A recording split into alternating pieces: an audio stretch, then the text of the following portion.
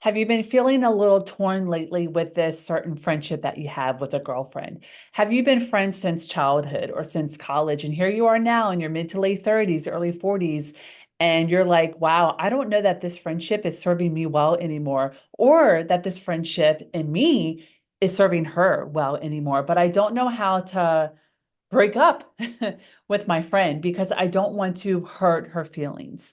I just don't even know where to begin on how to do that. So, if that's your situation today, my love, you've landed on the perfect video because today in this video, I'm going to share with you two very important pieces of advice. Number one, how to actually let this friendship, okay, come to a close naturally. And number two, why this friendship coming to an expiration date is actually a beautiful thing. Why it's actually, not to be cliche, but a blessing in disguise. Okay.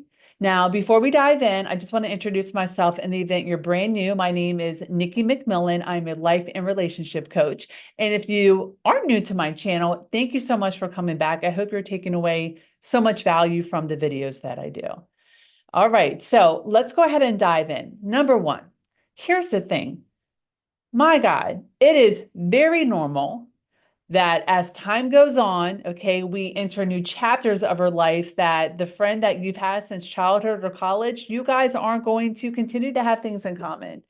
You guys are going to go your separate ways. And this doesn't make you a bad person, and this doesn't make her a bad person if you're on the receiving end of this.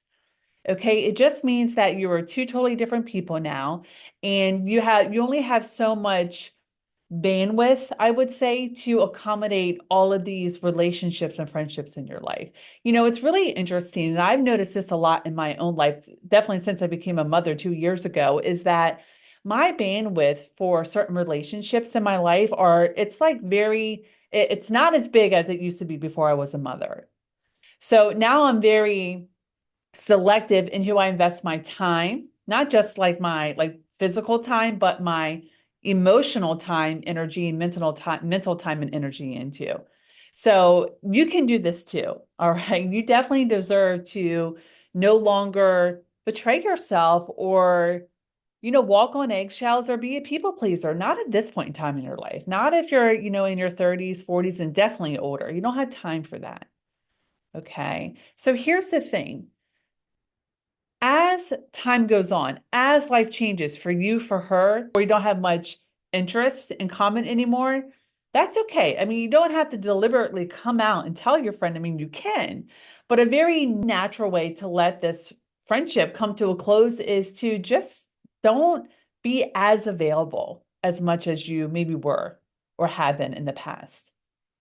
Okay. And honestly, if you're not really feeling like you have a lot of space and bandwidth for this friend anyhow, I wouldn't doubt that when she reaches out to make plans, you might already have plans. You already might have something on your plate. You already have other priorities, right? And the more that you are busy really living the life you want to live and spending the time with the people you want to spend time with, and when this person is asking you to get together, but you can't because you already have plans, or again, vice versa. All right. You're reaching out to her, but there's other things that she has, she has plans, other things she's doing.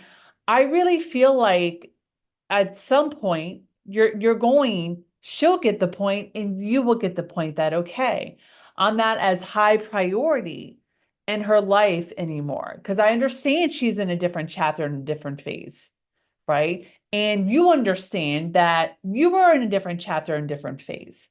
So you don't have to deliberately say, hey, look, we're two totally different people. I don't want to be friends anymore. I wish you the best farewell. Okay, like you don't have to do that. You can if that's your personality type and you're okay doing that. I mean, personally, I have done that before. And it's and I did that because it's like the person wasn't really getting it. So I just kind of deliberately came out and did that. But I do definitely think there's more graceful ways in letting friendships naturally come to a close. Okay. You're just not as available. You don't pick up the phone or respond to a text right away. Okay. And then eventually that person will get the point. And eventually, my love, you will understand too and get the point as well if you're the one on the receiving end. All right. And listen, if you are on the receiving end to where you're like, wow, I've this friend doesn't want to hang out, my friend doesn't want to hang out with me anymore. I don't really feel that great. If that's you, I've been there before too. And it is a bit hurtful because you're like, why? What did I do? What's happening? It's more so not that you are the problem per se or that you did something wrong as much as it is this person. They're just at a different stage and a different point in their life. And I, being on the receiving end of the one being broken up with in the friendship, I eventually came around and got that and understood that. So I didn't take it personally. And I really extend that idea, okay, for you as well. So you don't take it personally and beat yourself up about it and feel bad because, 9 times out of 10, 9.99 times out of 10, a relationship not really, working, if it has been a fairly healthy relationship or friendship for a while, it's more so it has to do with the other person than it does you. Now, the second thing, right, about this friendship coming to a close, reaching an expiration date, why this is actually really a good thing is because it is giving you the space now to open yourself up for a more aligned, purposeful, meaningful, more truly like connected, fulfilling relationships to come into your atmosphere. All right, to come into your space. When we are putting out so much time and energy and effort into relationships that aren't as mutual, then it can drain our energy. It can keep us in a low vibration, whether we realize it or not. So this friendship coming to a close is really a blessing in disguise, a cliche saying, but it's true. It's really a blessing in disguise because now you have the time and space. Now you have the physical time, the mental time, mental energy, space for these more aligned friendships to come into your life. Okay. And that's amazing. I mean, let me tell you, so just, quick story.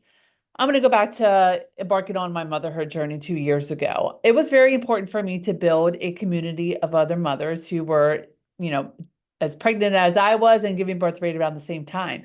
But I noticed that that's what brought us together, our pregnancies, our newborns. But then after that first year, the relationships weren't aligned. They served their purpose. So I slowly, maybe quickly, with some just kind of it took myself out from the community and started creating more of the community that I wanted that felt more aligned and true and more truly connected to me. That was meeting, for example, positive women, women that were excited about life, women with children that were excited about travel, women with children that were also excited about their career, and women with children who were also into entrepreneurship, like myself.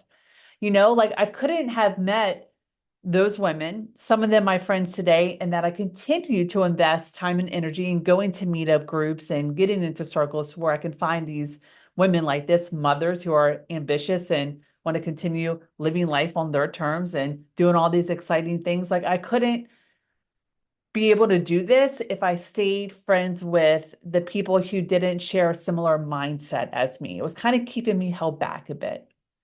Right. So I share that because you needed the example, right? Maybe you need some indirect permission to do the same and to know that you are not a bad person.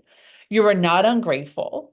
You are not, let's say, unsupportive. You are just being true to yourself and you are gracefully or directly, depends on the person, doing what you feel is best for you overall. And doing what is best for you overall, really not just in friendships and relationships, but just in anything in life. When you are doing what is best for you, right, and it feels right, it's actually the best for all parties involved, believe it or not. It may not seem that way initially, but it is. It's like the highest good of all concern when you're being true to yourself. Okay. So I really hope that this video today on friendship, how to, I guess, basically break up with a friend to where you are kind of like just in different chapters and seasons and parts of life, how it's okay to do that, how you can do that, how you can let that naturally unfold, or how you want to directly communicate that, and how it is very liberating and it's giving you a lot of your life back. You're living more authentically. Okay. So if this video was helpful for you today, please give it a thumbs up. Definitely share a comment below in the comment section. I would love to know what you thought of, or if you have a question, or maybe you could share on how you have broken up with a friend, right? That would be great because it's good to hear other people's experiences. And definitely check out this video here because I'm sure you're going to get something from it and it's going to relate to you in some way, shape, or form. All right, I'll see you over there.